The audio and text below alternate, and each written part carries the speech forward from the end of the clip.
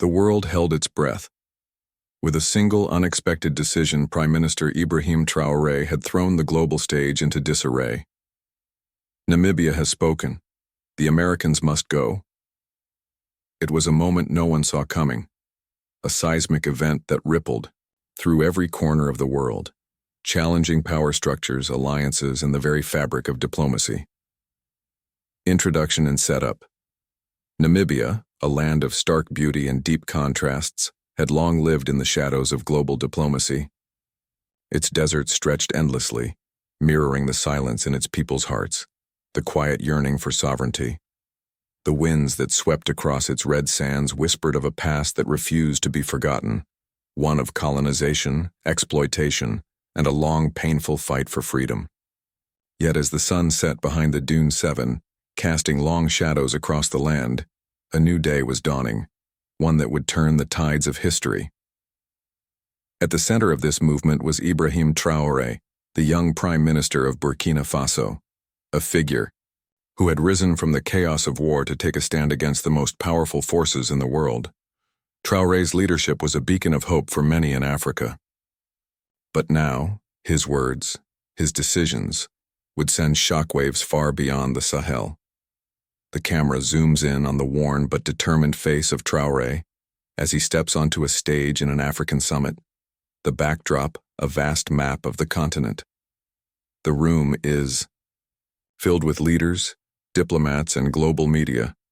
His hands shake for just a moment, but his voice is steady as he speaks the words that would alter the course of history. Today, we stand united. Namibia's decision is a reflection of Africa's awakening. The time has come for the world to see us as equals. In the crowd, whispers begin to stir. A decision to expel 500 Americans, government officials, business leaders, and diplomats from Namibia had just been announced. It was unprecedented. The shockwaves of this decision reached Washington, Brussels, Beijing, and beyond.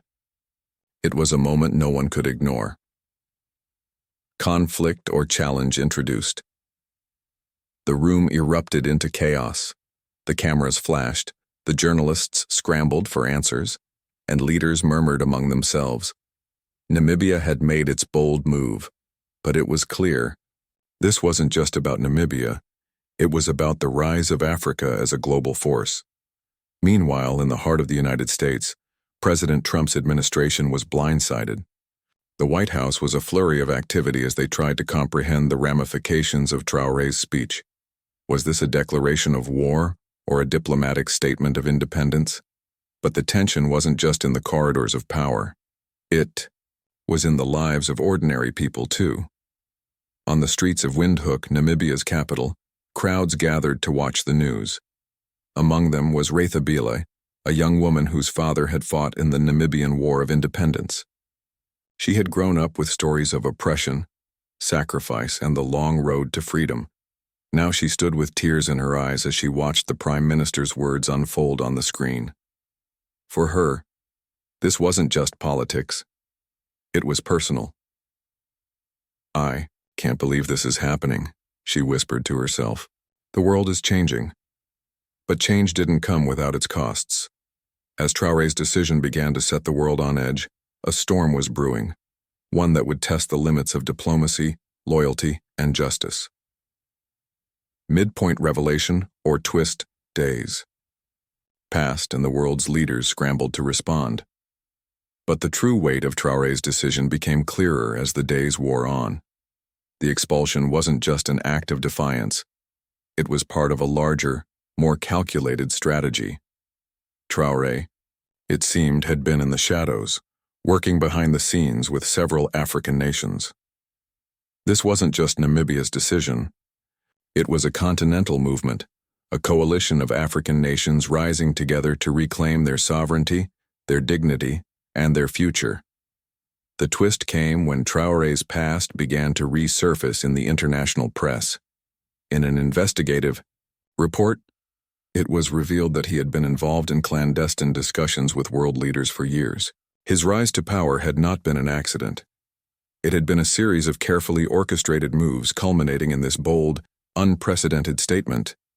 But the greatest shock of all came when it was revealed that Traoré had once been a member of a covert resistance group, one that had fought against foreign influence in Africa. His role in the expulsion was not just political, it was deeply personal. He had grown up in a Burkina Faso that had been manipulated by outside powers, and now, as a leader, he was determined to prevent that history from repeating itself. Climax. Emotional breakthrough. The world's reaction was swift and unforgiving. The United States demanded an apology. European leaders threatened sanctions. The United Nations called for an emergency meeting. But Traoré remained unshaken. He knew this was just the beginning. What had begun as a small, seemingly insignificant decision had now become a global turning point. In a tense meeting with the African Union, Traoré stood before his peers, his resolve unwavering. We are no longer willing to be pawns in a game that doesn't serve us. The time has come for Africa to write its own story.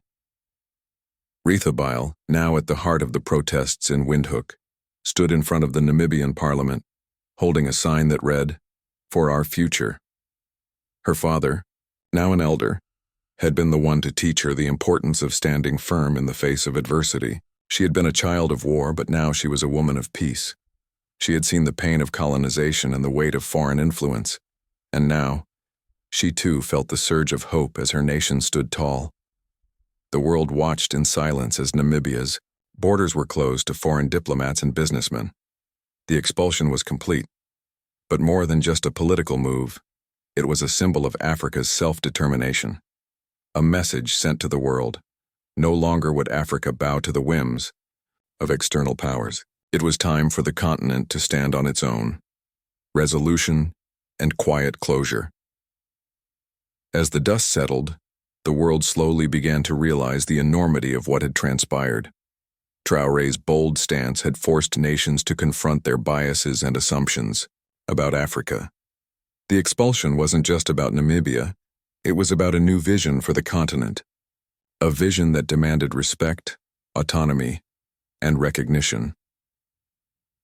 In Windhoek, Repercussions watched as the sun dipped below the horizon. The winds had quieted, and the air felt heavy with possibility. She had witnessed the birth of something new, a movement that would echo through the generations. And in the distance, the silhouette of Ibrahim Traoré stood on a hill, gazing toward the future. The world had been shocked, but he knew this was only the beginning. The future of Africa was not in the hands of others, it was in the hands of its people. Call to action for YouTube.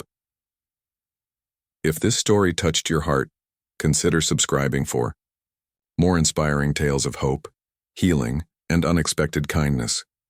Hit the like button and share this with someone who needs it today. This script would be emotionally charged and filled with vivid imagery, making it suitable for YouTube's cinematic, emotional storytelling genre.